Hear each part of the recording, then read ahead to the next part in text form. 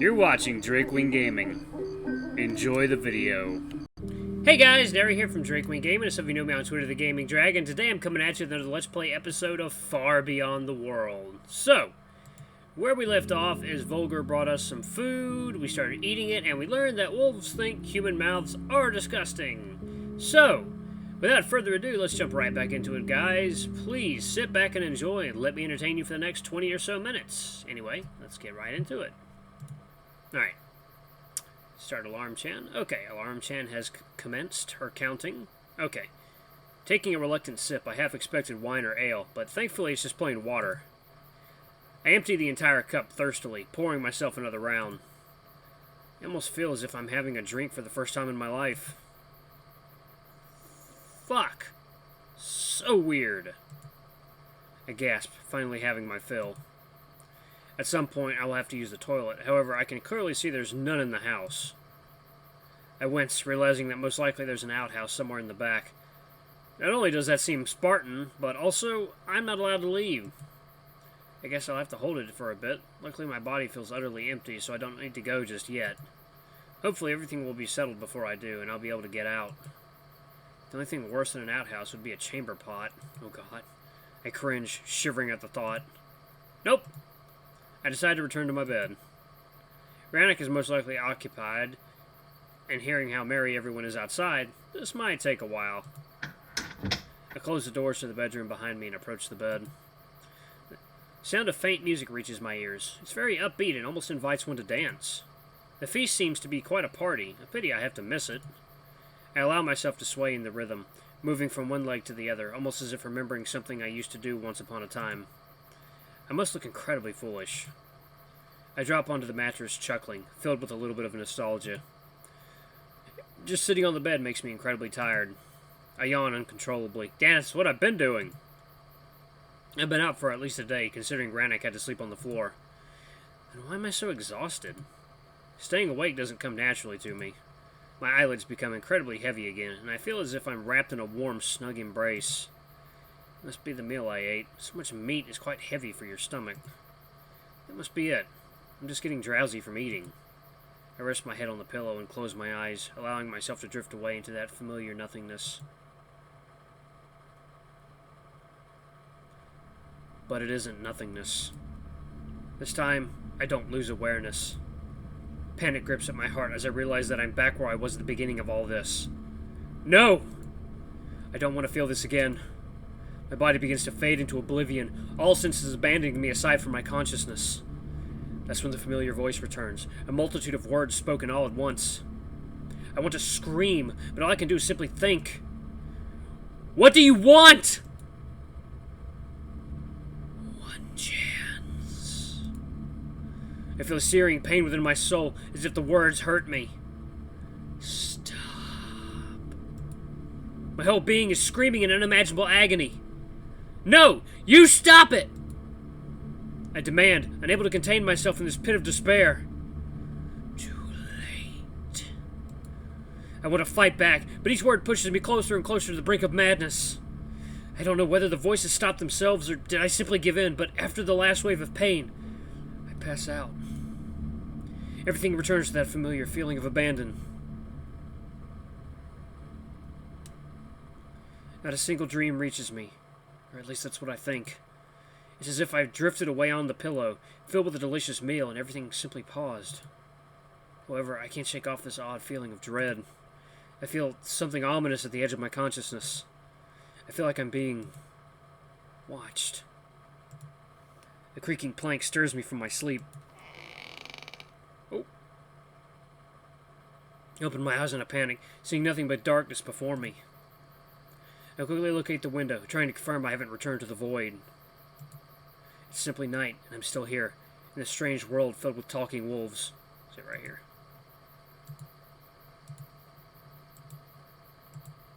Another creak causes me to jump. Who's there? A shadow of a large beast moves slightly, sitting at the foot of my bed, its eyes glistening in the dark.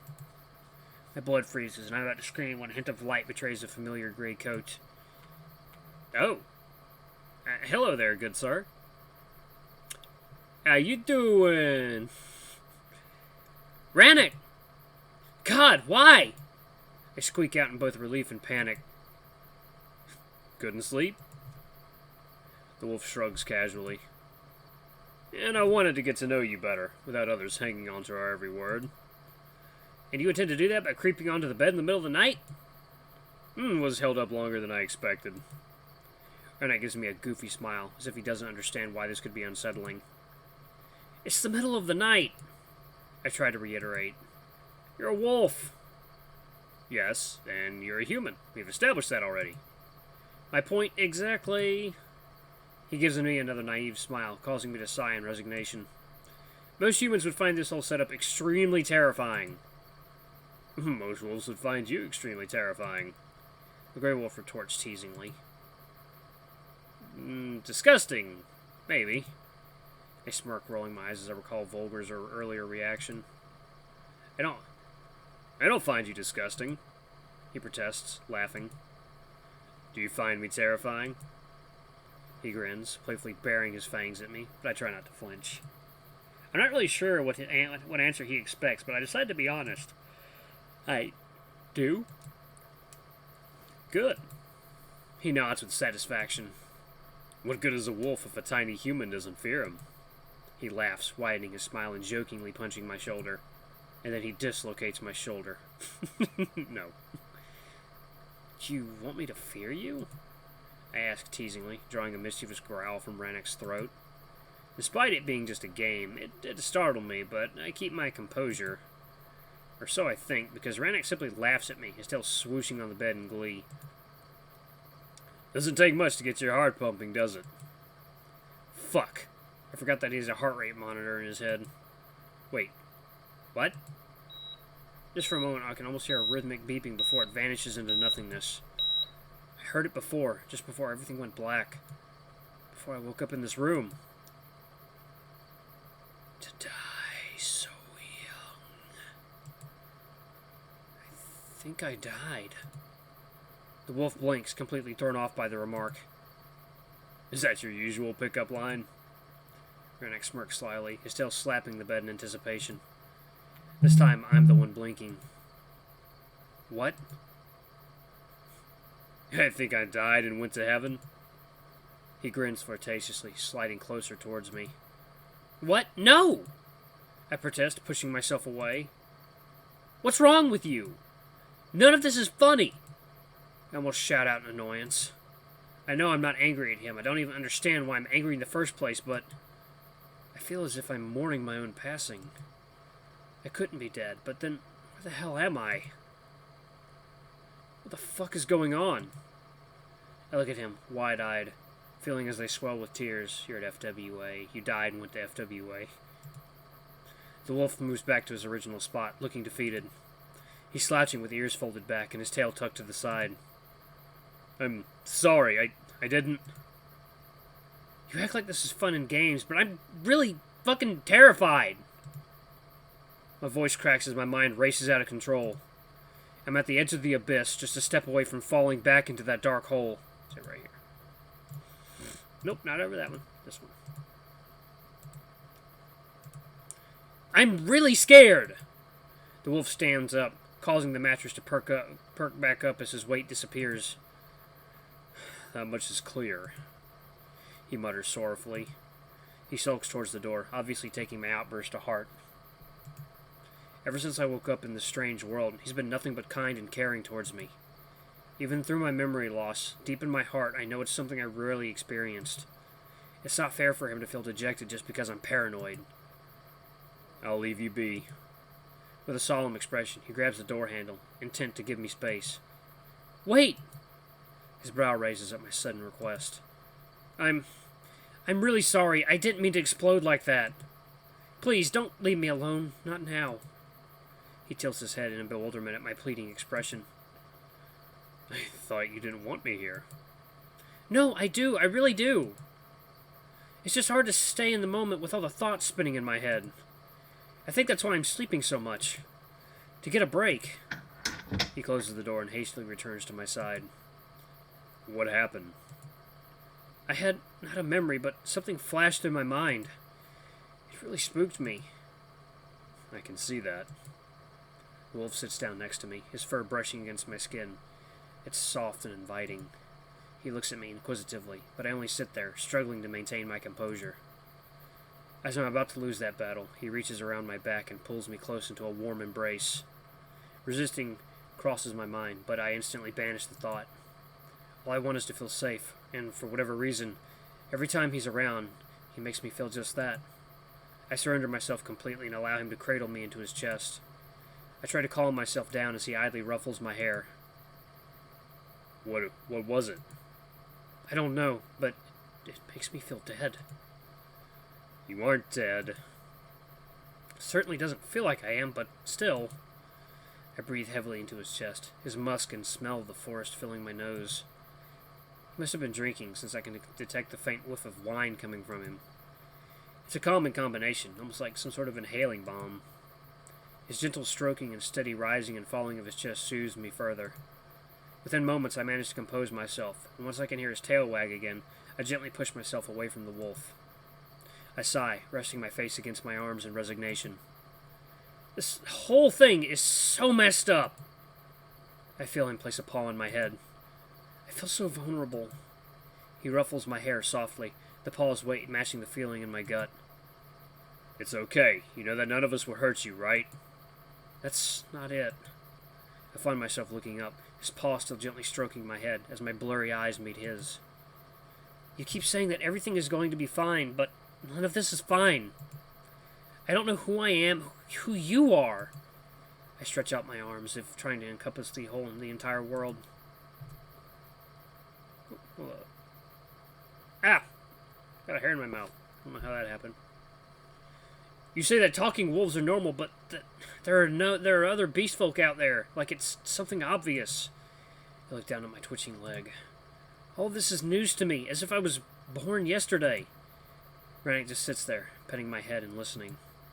That simple gesture is the most comforting thing I felt since I woke up.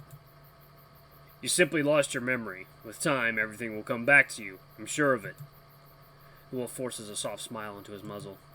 He's trying to encourage me, but we both know that it's all it is, an encouragement. How can you be so sure? Save it right here.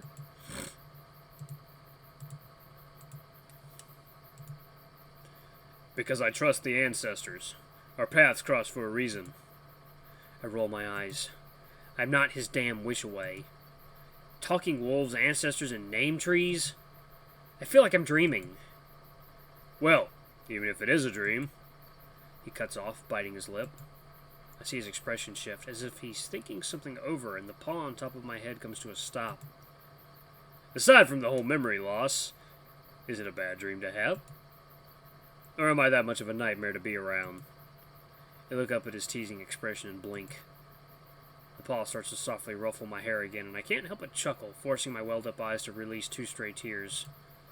It's so surreal, but I have to give Ranok credit. He's a smooth talker. No, you're not. I scoff, and this time he chuckles. I envy his lighthearted attitude.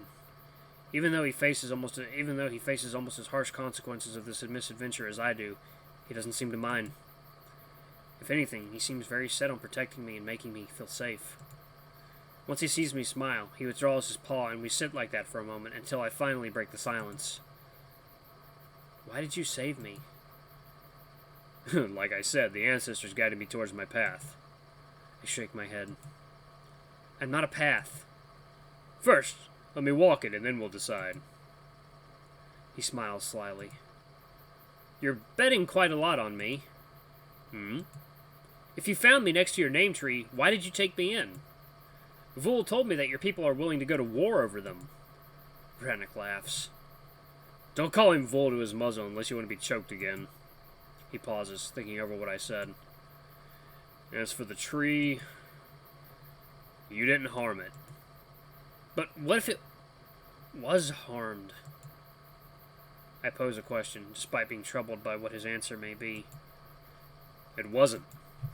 Hypothetically, what if whoever left me in the forest damaged it, and I was only the collateral? What would you do then? I don't want to talk about it. Just answer the question. Ranok looks away, clearly disturbed by the scenario. His ears splay back as he struggles to give me an answer, but the silence speaks for itself. Had someone damaged the tree, I would pay the price. Despite my worst suspicion being confirmed, I'm glad the wolf at least is being honest with me. I'm not offended, just saying that our situation is quite circumstantial. For something you believe to be fated, a lot of things could have played out differently. The wolf looks at me with an irritated expression. Why do you do this? I saved you, didn't I?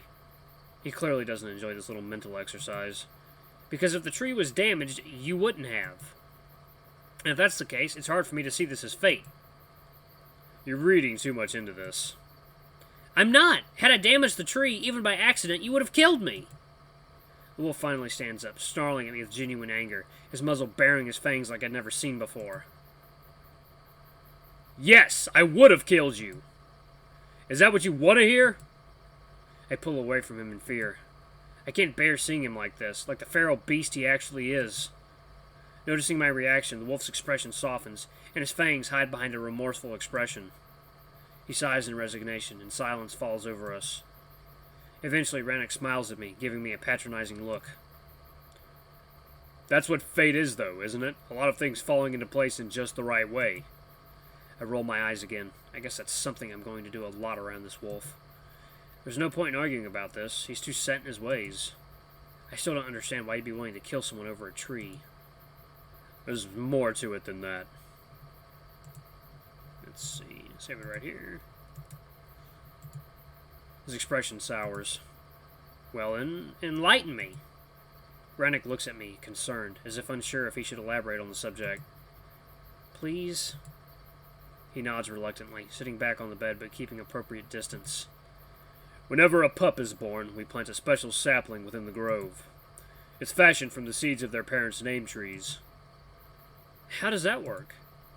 I can see a cheeky grin paint on the gray wolf's muzzle. Well, when a mommy tree loves daddy tree very, very much. Oh, fuck off. I scoffed through a chuckle accompanied by Ranok's laughter. Well, what do you want me to say? He barks out defensively. Sorry that I don't know how you make tree babies? It's simple, really. You just pollinate a seed of one tree with the other. Uh-huh, and then what? I'm certain I have a very confused look on my face. The wolf regards me with a mild frustration. You just plant it. As the pup lives long enough to earn a name, that name is then carved into its growing tree. When we die, we are buried beneath them, so that we can become one. This allows our spirits to stay in this world a little while longer, to guide our people. As long as the tree lives, our ancestors are still with us. I take a moment to digest the information. So that's what Vol meant by saying the ancestors reside inside them. It's their resting place. The gray wolf blinks, looking back at me in shock. Vol talked about it? I'm surprised. He doesn't open up to just anyone about spiritual stuff. I'm not sure if he's trying to make me feel better or speaking the truth about the black male. Despite Volger's earlier inactions, I'm already warming up to him, and I'd like to think that he's starting to warm up to me in turn. We sit like this for a moment in silence, but I don't mind. His presence alone is enough to put me at ease, or at least as much at ease as he is himself. Despite sitting next to each other, I have to look up to meet his gaze, his form towering above mine. I say slowly, thinking back to the dark void which held me so enviously before I opened my eyes. It almost feels as if he's still here somewhere, hiding at the edges of my vision and waiting to reclaim me. The persistent thought of me actually being dead doesn't help either. Perhaps those are just last imaginings of my slowly fading mind. What a horrible thought. If this is just a dream, then I'm not sure I want to wake up. Then don't. He closes his eyes, smiling. Everything is so simple for him. I feel like I don't have a choice in the matter. I've lost all sense of agency. The wolf looks at me with a worried expression, then proceeds to look out the window. We sit like this for a moment, and I find myself staring at the world outside. The calm of the night claimed the forests, and the moonlight bathes it. The calm of the night claimed the forests, and the moonlight bathes it in hues of midnight blue. Maybe it's the exact opposite. I look up at the wolf, confusion obviously painted on my face. You have a clean slate. You can start life anew. No mistakes in the past to weigh you down. No attachments. No strings. I narrow my brows, almost feeling as if he made light of my circumstance. Would you trade places with me, then? I would, he says without hesitation. I blink, caught off guard by the statement. It sounded almost sincere. I've made many mistakes in my life, and my future was already decided long before I was born. I knew who I would be, when and who I had to mate with. Everything predetermined without my say. You're the first actual choice I had. Who's without agency here? Alright, that is a good place to stop it. Alright, we learned a lot more about Ranok. Got to see him more shirtless. That looks good. That's a good look. Anyway, guys. Yeah, he's definitely been drinking. I think he's probably a little tipsy. Anyway, guys, this has been a new episode of Far Beyond the World. Thank you guys so much for watching. Don't forget to like, comment, subscribe, and ring that notification bell to the next video. I love you all. I'll see you next time. Bye-bye!